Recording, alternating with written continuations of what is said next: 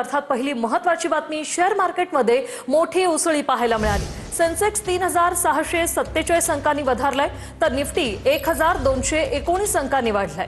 डॉलरच्या तुलनेत रुपया वधारलेला आहे। डॉलर 1 रुपया 10 पैशांनी स्वस्त झालेला आहे। तर सीए निखिलेश सोमण सर आपल्या सोबत फोन लाईन वरून जोडले गेलेले आहेत। निखिलेश सोमणजी, स्वागत आहे तुमचं टीव्ही 9 मध्ये। माझा सगळ्यात पहिला प्रश्न, रुपया डॉलरच्या तुलनेत वधारलाय, कसं पाहायचं याकडे? बघा, काल परवाच आपलं बजेट सादर झालं आणि आपण तेव्हा बघितलं की बजेट झाल्यानंतर थोडीशी बाजाराने नकारात्मक प्रतिक्रिया दिली होती, कारण एसटीटी वाढवण्यात आला होता। पण त्याच वेळेला मी काही चॅनल्सवरती म्हणालो होतो की बजेट चांगलं आहे, एसटीटी हा क्षणिक मुद्दा असू शकतो, पण बाजाराने याच्या पुढे बजेट चांगलं असेल तर वरची दिशा दाखवायला हरकत नाही। आणि त्याच्यामध्ये भर पडली ती काल रात्री अनाऊन्स झालेली आपली ट्रेड डील, जी आपण गेले दीड वर्ष ती एक टांगती तलवार होती शेअर बाजारावरती।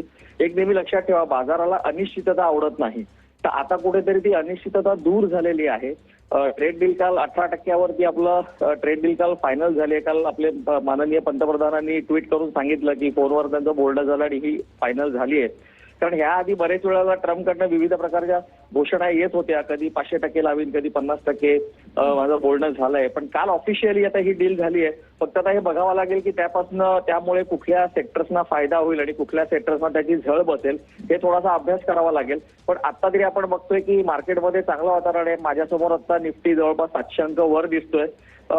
येणाऱ्या काळामध्ये आपल्याला त्याचे चांगले पडसाद बघायला मिळतील आणि अजून जर हळूहळू रुपया सुधारला तर आपल्याला आश्चर्य वाटायला नको। येणारा काळ मला वाटतं नक्कीच चांगला आहे। नक्कीच।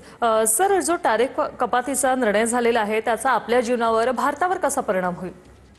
नाही, बघा कसं आहे, भारतावर परिणाम म्हणजे आता कसं आहे की आपल्याकडे आपली मुळात आपले एक्सपोर्ट्स कमी आहेत आणि टॅरिफ लावल्यानंतर आपण बरेचसे अन्य मार्ग शोधले होते आपल्या देशांनी की बाबा जर अमेरिकेकडनं एवढं टॅरिफ लावलं जात असेल तर आपण इतर देशांना कसे जास्त एक्सपोर्ट करू शकू किंवा आपलं एक्सपोर्ट कसं वाढवू शकू। ह्या बजेटमध्ये देखील एक्सपोर्ट ही थीम होती। त्याच्यामुळे ऑलरेडी भारताने ती सुरुवात केलेली आहे आपल्या अर्थव्यवस्थेला बळकटी देण्यासाठी। आणि आता ही टॅरिफ डील झाल्यावरती जे काही आपले एक्सपोर्ट्स म्हणजे त्याच्यावरती आपल्याला ते जास्त आपल्याला आधी कर आकारणी होत होती किंवा टॅरिफ लागत होतं, ते आता कमी झाल्यामुळे निश्चितच आपल्याकडच्या उद्योगधंद्यांना जे एक्सपोर्ट ओरिएंटेड आहेत किंवा ज्या IT सर्व्हिसेस आहेत यांना निश्चितच येणाऱ्या काळामध्ये त्याचा फायदा होईल।